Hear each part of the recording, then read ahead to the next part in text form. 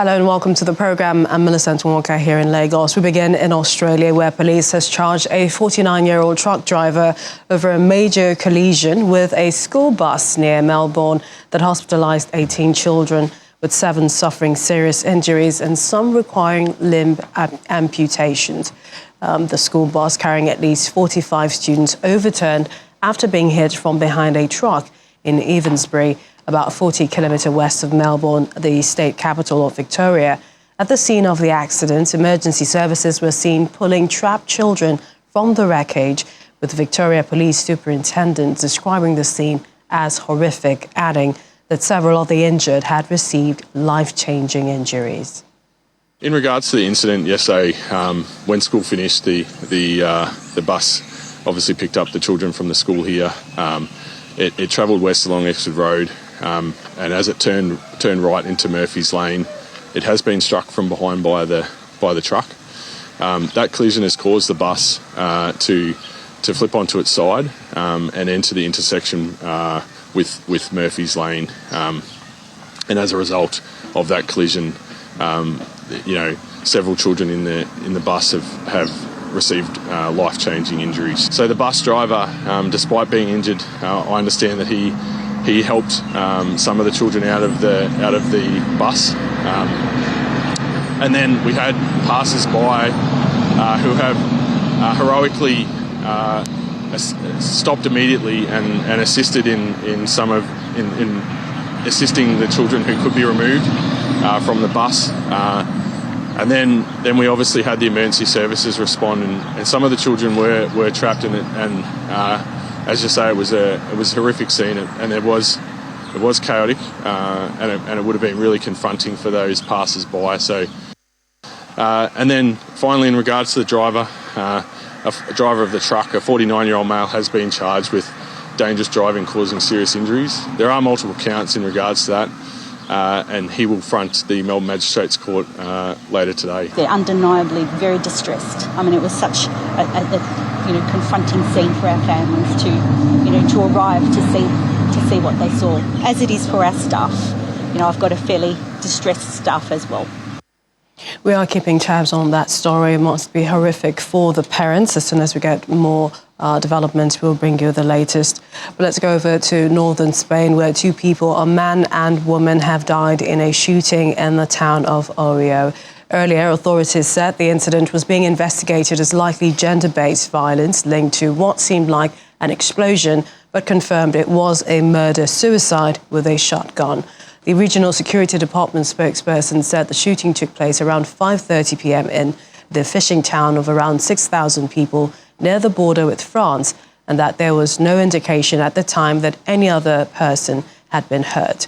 The incident occurred on a sidewalk bench not far from a children's playground. In Africa, 10 more bodies have been discovered in Kenya's coastal forest, where people were made to starve to death after joining a doomsday cult. This brings to 211 the number of bodies recovered as the police continue investigating the deaths. The exhumation process in Shakahola Forest resumed after a 2-day break.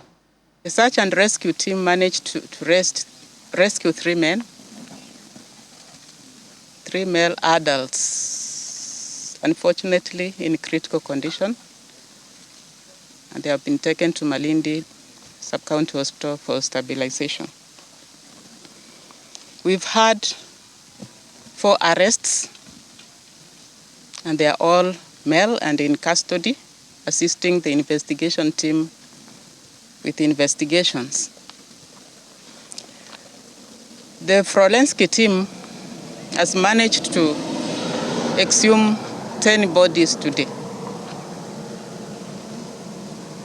And our desk of missing persons, or those who are reporting their loved ones, has not increased. We still remain at 610. From Kenya, we're back in Europe, where authorities say at least 8 people have died and thousands evacuated from their homes as devastating floods hit Italy's northern Emilia-Romagna region, warning that worse may be yet to come. 14 rivers broke their banks in the region, forcing people in cities such as Cesena to climb onto the roof of their buildings. where firefighters rescued them with helicopters or rubber dinghies. A number of roads and rail links were blocked, and the mayors of numerous towns and cities urged residents not to leave their homes. Italian Prime Minister Giorgia Meloni expressed total closeness to the affected population and said the government stood ready to provide help. Meteorologists said the torrential rains followed months of drought, which dried out the land, reducing its capacity to absorb water and worsening the impact of the floods. New Zealand police say they are treating a deadly hostel fire in the capital, Wellington, as arson and have opened a homicide inquiry. The blaze broke out on the top floor of the Loafers Lodge in the suburb of Newtown in the early hours of Tuesday, killing at least 10 people, causing major structural damage that is hampering recovery efforts.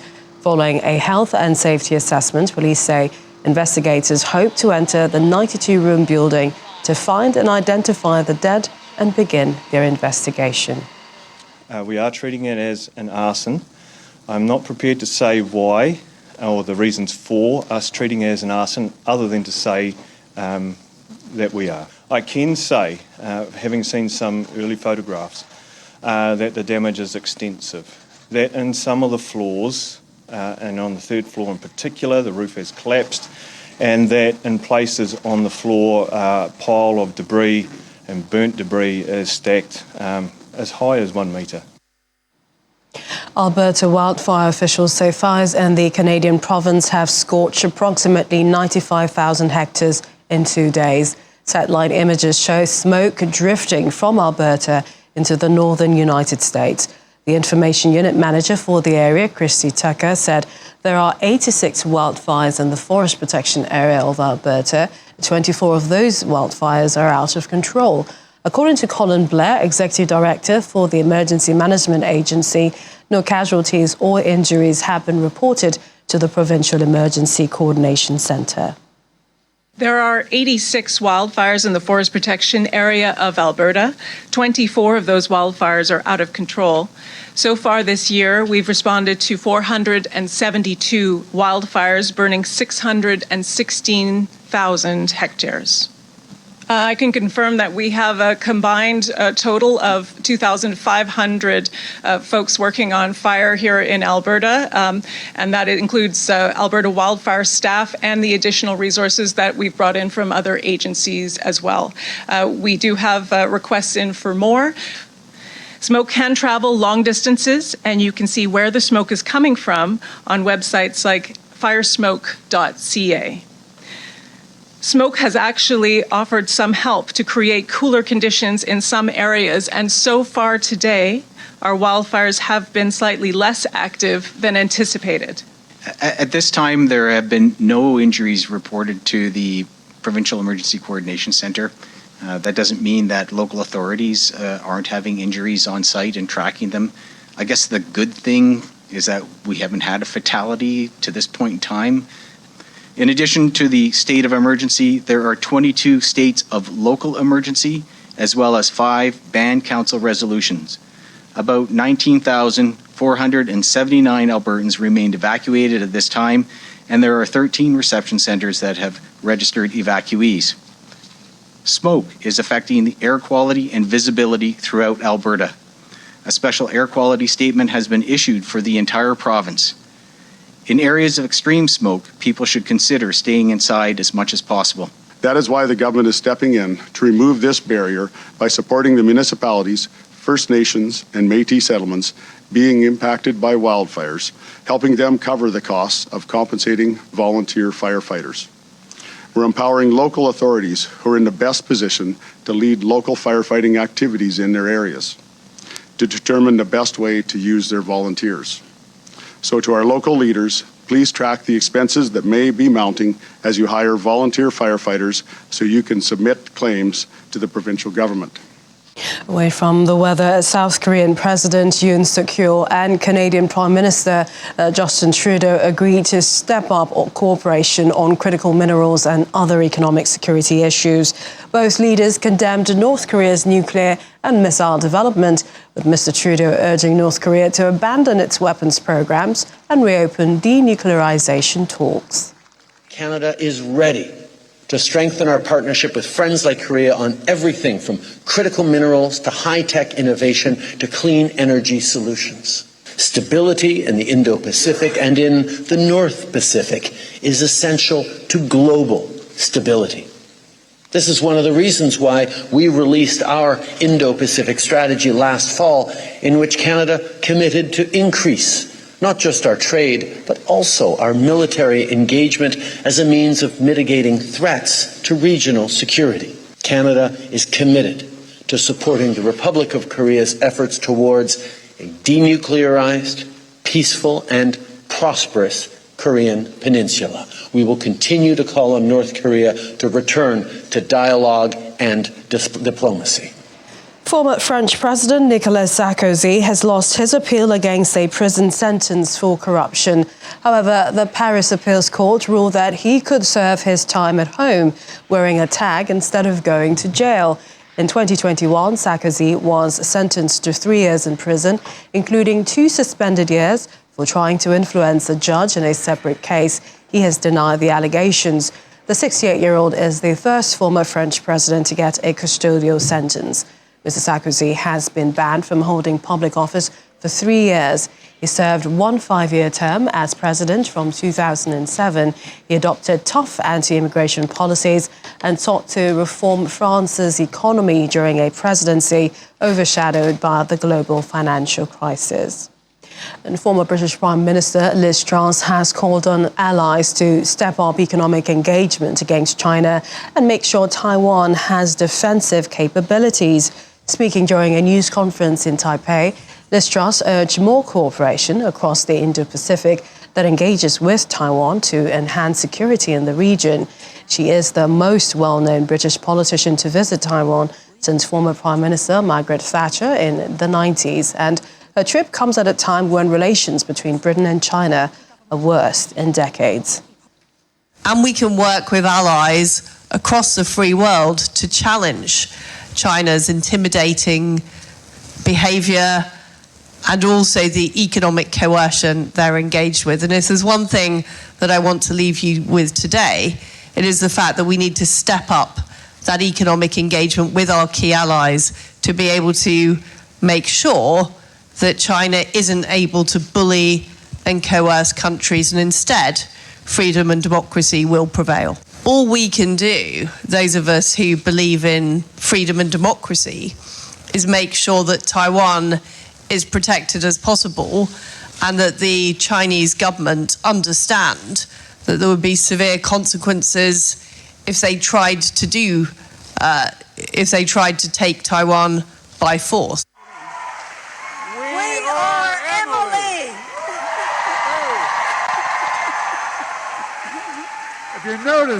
Indeed, the very moment US President Joe Biden made a surprise appearance at this year's Emily's List Gala to pay tribute to former House Speaker Nancy Pelosi. Mr. Biden walked towards the stage as we saw him carrying a flower bouquet for Pelosi, commending her as being one of the most consequential speakers in the history of the United States. Mr. Biden also thanked Ms. Pelosi and Vice President Kamala Harris for their work championing women's rights. Yeah, I've been saying this for a long time, and I mean it from the bottom of my heart. Nancy Pelosi is going to go down in history as one of the most consequential speakers in the history of the United States Senate. Not merely because she's a woman, because she's so incredible. She's such a... No. With Nancy leading the way, you never had to worry about whether the bill would pass. She said she had the votes. She had the votes every time. And she had the votes, so many life-changing pieces of legislation. She helped rescue the economy in the Great Depression, passed the Affordable Care Act, ended Don't Ask, Don't Tell.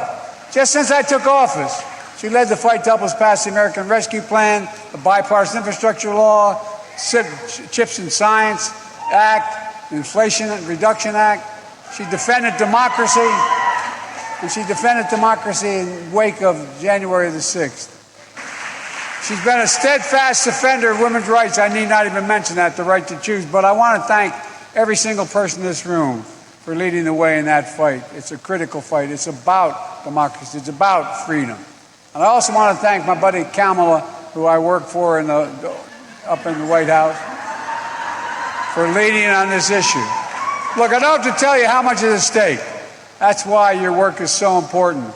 Thank you, thank you, thank you. And with that, one of the reasons why Nancy's going to be so well thought of in history as well is what she's done for everyone. I mean it. She's a game changer. US President Joe Biden at this year's Emmys. Still to come on the program. Peru recovers 36 national cultural treasures from the United States. We have details in a moment. Welcome back. US President Joe Biden and top congressional Republican Kevin McCarthy ended a US debt ceiling negotiations yesterday as the looming fear of an unprecedented American debt default prompted Mr. Biden to cut short an upcoming Asia trip. But the meeting ended on an upbeat and unexpected note as Kevin McCarthy seemed optimistic coming out of the meeting with Mr. Biden and other congressional leaders. Mr. McCarthy told reporters that the US president is trying to reach a debt ceiling deal by June the 1st to lift the threat of economic calamity. So just finished our meeting with the president. I did think this one was a little more productive. We're a long way apart, but what changed in this meeting was the president has now selected two people from his administration to directly negotiate with us, Steve Ricchetti and the OMB director. I will have Garrett Graves and my staff meet with them, and we've got a short time frame here to try to find out how we could come to an agreement. And the great thing about this is, in our bill, Limit, Save, Grow, not only are we able to grow our economy, we get more people into the workforce by work requirements, lift people out of poverty.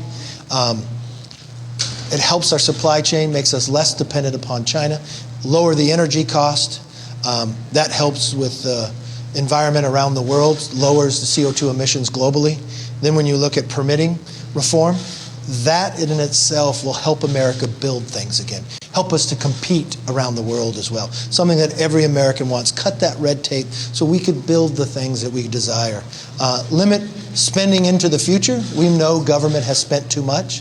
And the savings. I mean, only in America, only in Congress would it be up for debate of whether, with a pandemic over, billions of dollars you already appropriated that people have not spent for 2 years, to pull that back and give it back to the hardworking taxpayer of America, I don't see how that's even debatable. But only in Congress do Democrats think they have a hard time doing that. So that doesn't mean we're going to get to an agreement.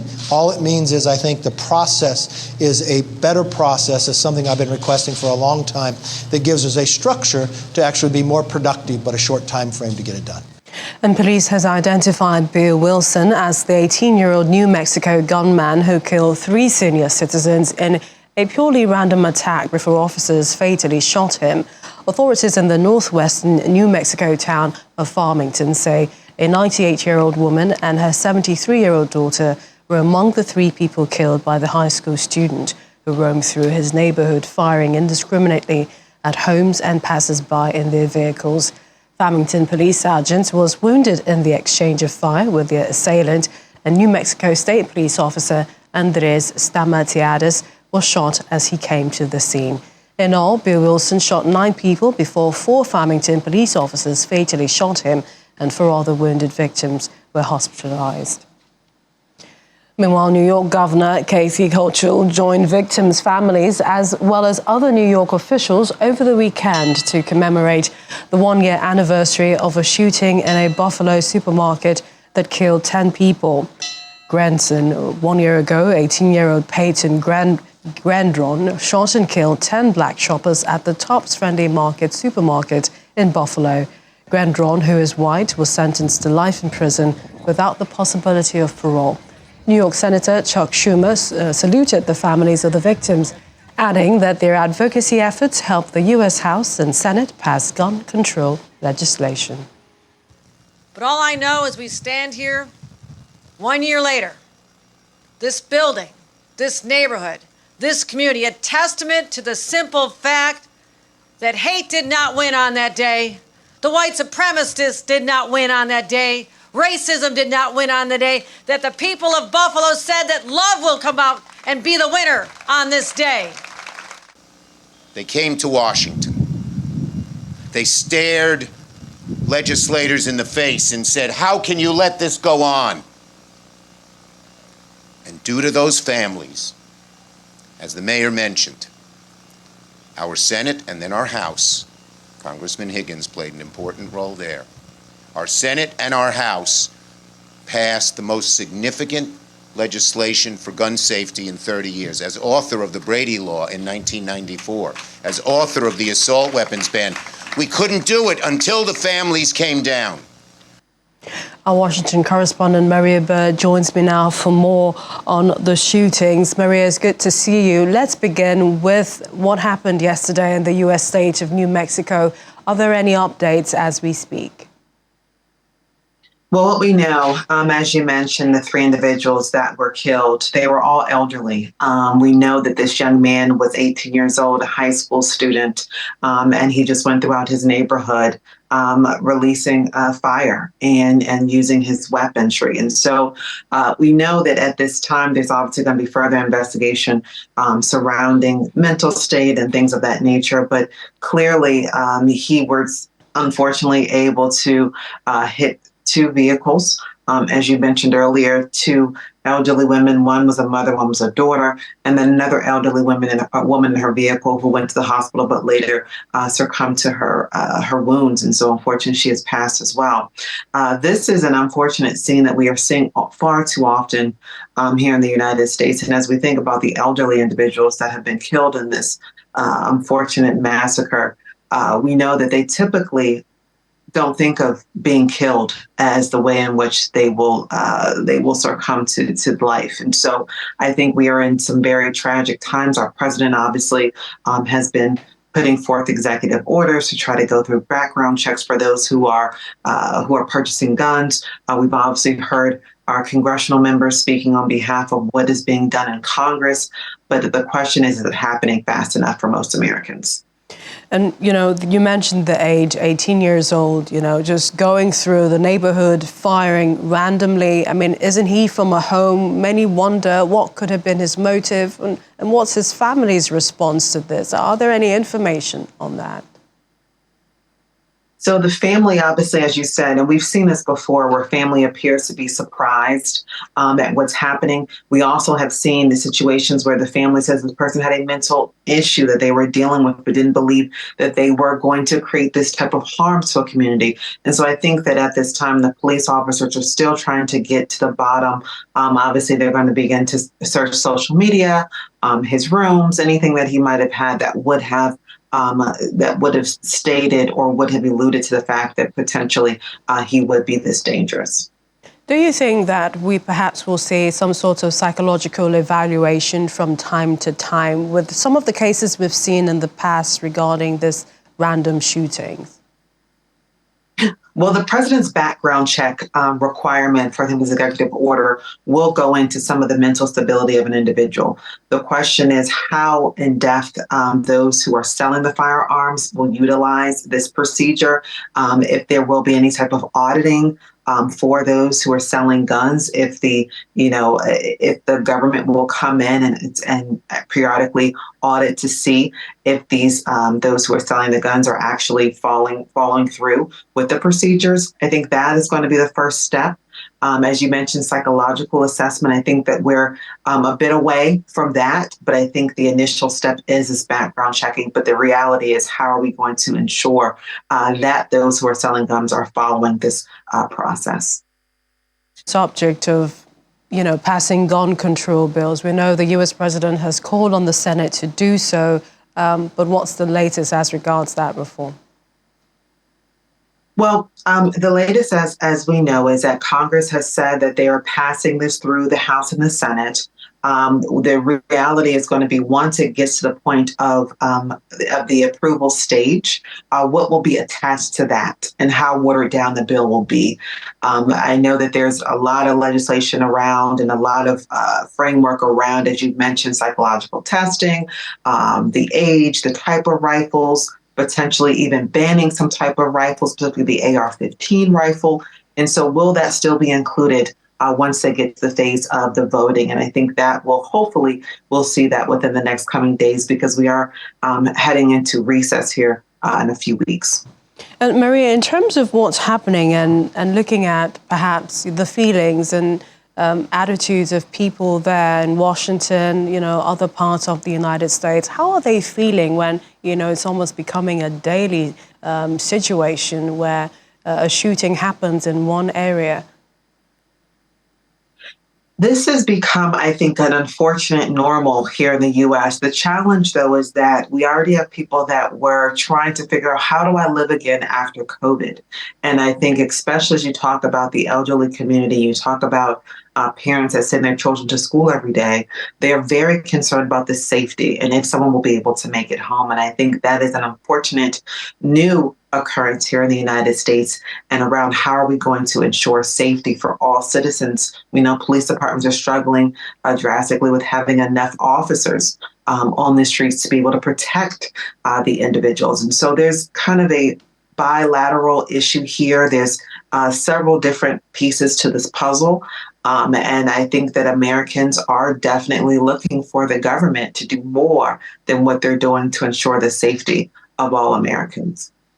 Let's move away from gun control and the shooting. Let's talk about the U.S. economy. The debt ceiling deadline is the 1st of June. What's the implication of this? Well, the implication, unfortunately, is that we will, for the first time in many years, will default on many of our loans. And so that will put the U.S. in a very tough situation with its credit rating, which then obviously will mean drastic changes for the way in which we do business across the world.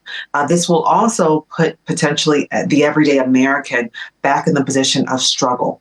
Americans are just trying to get themselves back on their feet after COVID, beginning to try to get jobs back in place, beginning to try to build back some of their financial accounts that they have obviously lost as a result of some of the impacts of COVID. And so I think this will be extremely drastic. We know that Secretary Yellen, our Secretary of Treasury, has already stated that if there is no deal by June the 1st, this is definitely going to put another pressure on the U.S. economy. And I know that many Americans don't like to talk about recession, but the reality is we could see some sort of a recession if we do not see a agreement by June 1st. And let's not forget all of the support the U.S. is giving to other countries, and that's also including, a country like Ukraine that is at war with Russia. Perhaps finally, what do you think, or what perhaps steps do you see the government taking? And this is to cushion the potential harm to businesses and of course, the consumer confidence. Well, I think what they're hopeful is that we will be able to see an agreement. And as you showed the clip earlier, House Speaker McCarthy is very hopeful. And it seems as if there will be an agreement. I think that whether or not you sit on the side of the Republican or the Democratic side of Congress, you know how important this agreement is. You know there's no other way to move forward beyond raising the debt ceiling. And so as a result of that, I think that we will come to an agreement. Will all parties be happy? Likely not. But will we find ourselves in default? I think that Americans will be surprised if that was the case. But as you asked, what are we doing to ensure that businesses have a cushion in case this happens? Our Small Business Administration is obviously working with businesses on that. We have had a lot of relief funding for many businesses in the U.S. over the last few months after COVID. And so some of those practices and some of those relief initiatives will continue and hopefully will assist small businesses if the unfortunate was to occur. Maria, thanks a lot. Our Washington, D.C., Maria Bird joining us from Washington.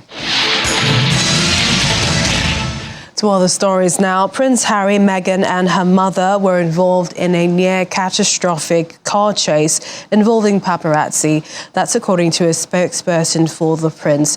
The incident happened after the Duke and Duchess of Sussex attended an award ceremony in New York yesterday. In a statement, the prince's spokesperson said the relentless pursuit lasted for over 2 hours. They added it resulted in near collisions with other drivers on the road, pedestrians and police officers. However, the New York Police Department did not immediately confirm knowledge of the matter. There have so far been no reports of any injuries or arrests.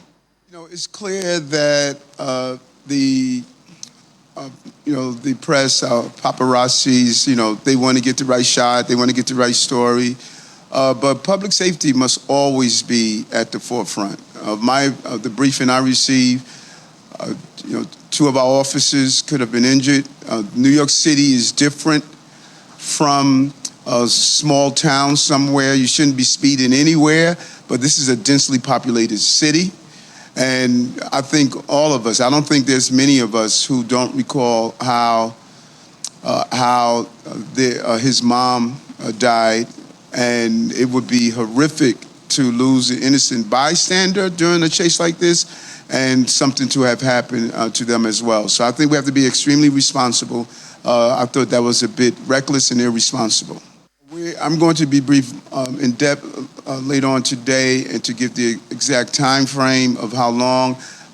I would find it hard to believe that there was a 2-hour high-speed chase. That would be, I find it hard to believe, but we will find out the exact duration of it. But if it's 10 minutes, a 10-minute chase is extremely dangerous in New York City. We have a lot of traffic, a lot of movement, a lot of people are using our streets. Any type of high-speed chase that involves something of that nature is inappropriate. Police do it under limited circumstances when they're going after violent people, but to do it because you want to get the right shot can turn out to be a place where people can be harmed in a real way. Joining me now is our London correspondent, Teniola Oyetayo. Teniola, hi, how are you? We are hearing the story, and it's really worrying. 2 hours of chase, and then we understand the New York Police Department is not immediately confirming knowledge of what happened. Hi, Millicent. So, we're still waiting to hear a lot of details from the story. But from what we've been able to gather from that statement from Prince Harry's spokesperson, the chase happened last night involving about half a dozen cars after Meghan had attended an award ceremony alongside Prince Harry and her mother as well. This reportedly lasted over 2 hours, as you've mentioned, and resulted in multiple near collisions involving other drivers on the road, pedestrians, and 2 New York Police Department officers. The NYPD, as you just played there, hosted a news conference that was just a few minutes ago, saying the couple are shaken, but there's been no reported injuries from anyone, no details on whether anyone is being investigated or whether arrests will be made as of yet. But there's another planned news conference much later today where we should have more details, Millicent. So one question is hoping that, they are okay, they are safe, and perhaps the spokesperson has spoken, as far as that, but we can understand that they are shaken. But another thing is, this sort of speaks to what happened to Prince Harry's mother, Diana, with regards to the car crash, and she died in such similar incidents. So are we hearing anything from, King Charles, the family in the UK? I mean, this happened last night. Have there been any statements, any comments to that? Well, it's quite sad, really. I mean, as you said, and as we all know, it draws a huge similarity to what led to the death of Prince Harry's mother, Princess Diana's own death in 1997. So it's really worrying that years on, this is still happening, especially as Prince Harry has repeatedly lashed out against what he calls intrusive behavior of the press, and has even blamed it on the death of his own mother. And that's actually one of the main reasons he and Meghan moved to the United States after they stepped down from their royal roles in 2020.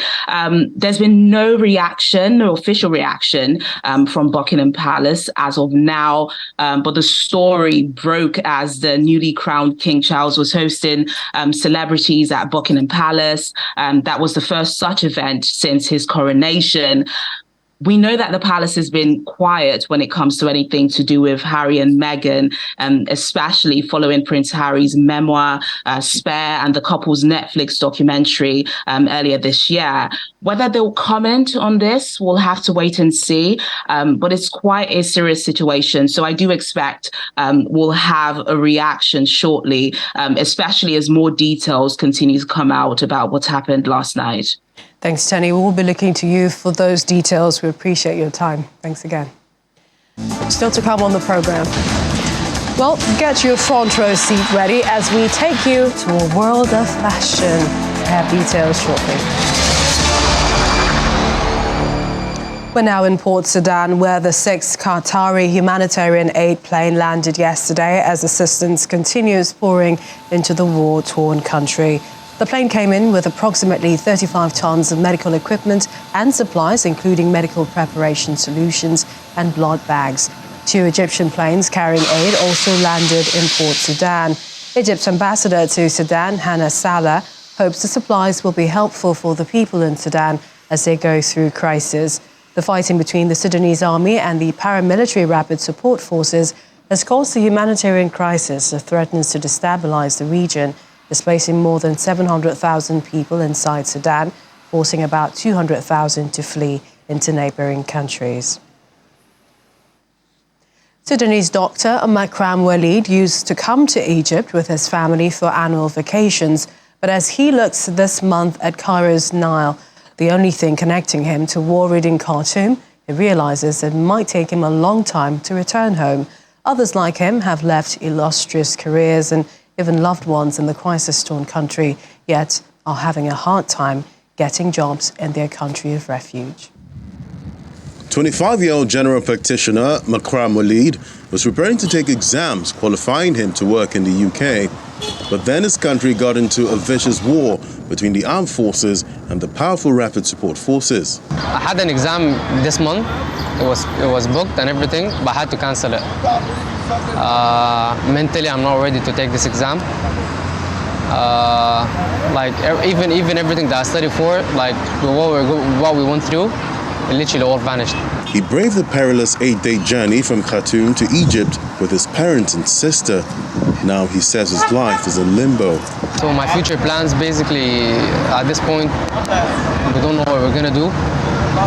Me and my family, we're taking a step back to rethink everything, make plans, for A, B, and C. Maybe look for jobs. And if we're gonna settle in Egypt for a long time, God knows when we're gonna go back. If we're gonna stay in Egypt for a long time, that should be looking for a job should be our next step.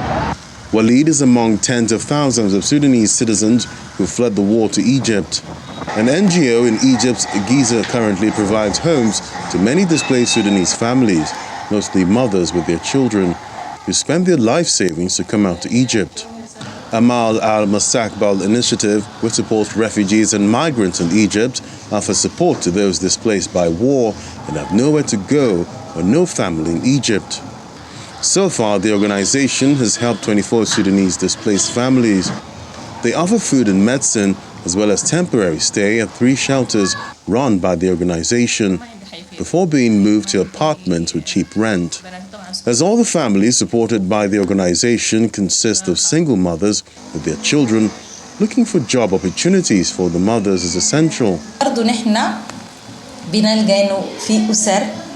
Job opportunities for women above the age of 35 are very difficult, especially here in Egypt.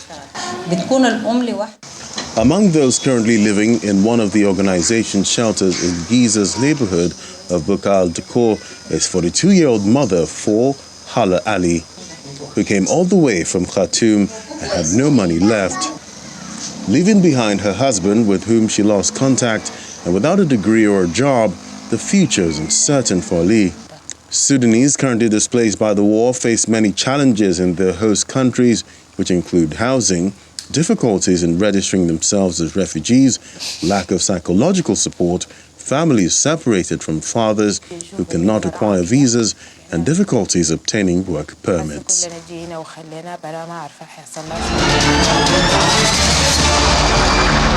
Very difficult situation for many in Sudan. We move on to Peru, where Peruvian Foreign Secretary says 28 ancient textiles, 3 viceregal paintings, a mummy head, a Natsa funerary bundle, and 3 Shahur shrunken heads are the cultural goods recovered by Peru from the United States. The artifacts were recovered due to the efforts of the Directorate of Cultural Heritage of the Foreign Affairs Ministry, the Peruvian consulates in Denver and New York, and U.S. authorities.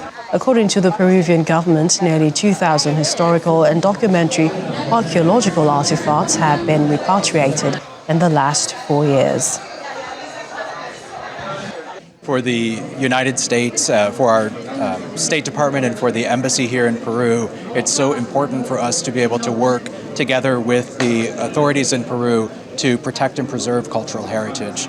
We have had a bilateral agreement between our countries for more than 25 years, and we've actually returned over 2,000 pieces of art that entered our country illicitly back to Peru where it belongs.